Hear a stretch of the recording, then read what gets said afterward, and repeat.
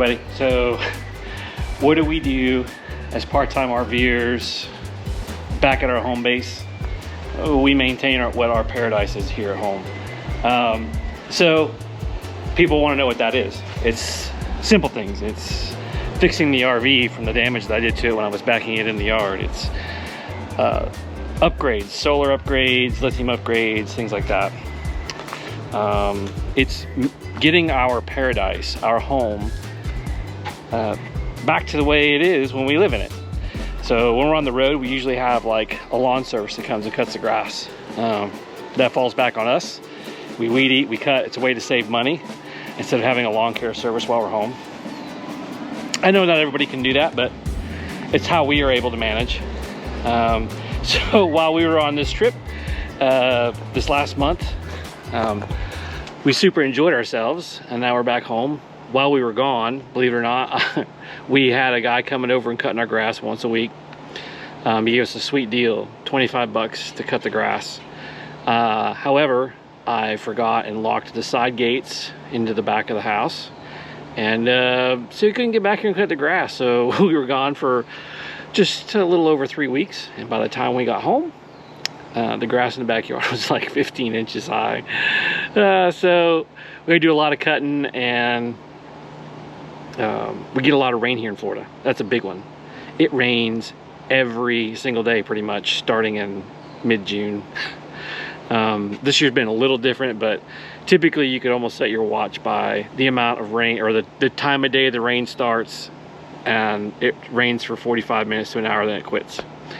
Sometimes you might get a few days where it rains all night, but mostly it's just a downpour every day between 4 and 5.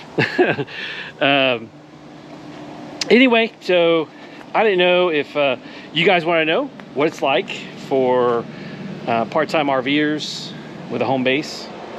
You know, we travel 4 to 6 months, probably a year. Usually it's uninterrupted travel. This year we couldn't do that. Doctors and appointments and senior parents, and there's just a lot going on. So we decided to take a summer off from travel. Normally we are chasing as much as we can, cooler temperatures, higher altitudes, mountain living, stuff like that. We couldn't do that this summer, and which is fine.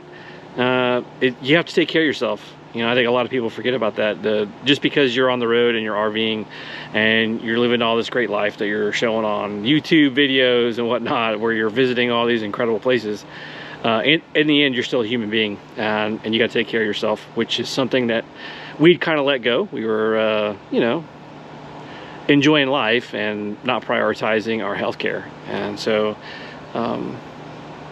now we're trying to prioritize our health care. We're at home trying to prioritize some stuff at the house, and we're saving our money for an Alaska trip, hopefully next year. We'll see. Anyway, so yeah, let's cut some grass. Let's work on the Airstream. Oh, so the Airstream story. We got back last week, and I was going to go back the Airstream into the side yard. We have a 12-foot gate. 12-foot gate runs. Well, it's right here, and then our Airstream sits like so. We've got a concrete pad that we've got it sitting on, and we are able to keep it connected to shore power. We keep the AC on at like 85 to keep the humidity down in there. Just a great place to maintain it. Well, my gate's 12.5 feet wide, and my Airstream is 8 feet, like 4 inches wide, something like that. And so we usually have plenty of room, but I got in a hurry because we saw the rain coming. I was trying to get it back there before the rain comes. My dad was helping me out, and needless to say, it started raining really hard. The Airstream kind of sank down in the mud, and it leaned to the right and leaned up against the gate post. And when I backed up, it basically broke and ripped the Zip Dee Awning support off the side of the Airstream. So I've got to order some parts. I got to take off the parts that are messed up and broken, and I've got to order some parts. For that, here's a tip. I highly recommend going through the Zip Dee manufacturer itself. You're going to save yourself a lot of money, a lot of headache in the end.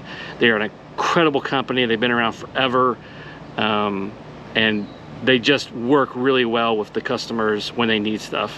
When we first got the Airstream, believe it or not, I had to replace a lot of Zip Dee parts. I had no idea what I was doing. On a whim, I just kind of like called what I could find online for a customer support number, and they, believe it or not, after I told them the story of our Airstream, sent me a couple of things for free. And I really believe that the prices going to the manufacturer are a lot cheaper than going, if you were to go to an Airstream dealership, have them order the parts and do the repairs for you, so, or put new parts on for you. So keep that in mind if you are an Airstreamer with Zip Dee awnings, that it's easier to go through the manufacturer for sure than it is to go through an Airstream dealership. Anyway, you guys, thanks for tuning in, and just remember to try and find your paradise no matter where you're at, because that's what we do. That's why we call ourselves Stranded in Paradise. We feel like we're pretty much always in paradise. I'll talk to you guys soon.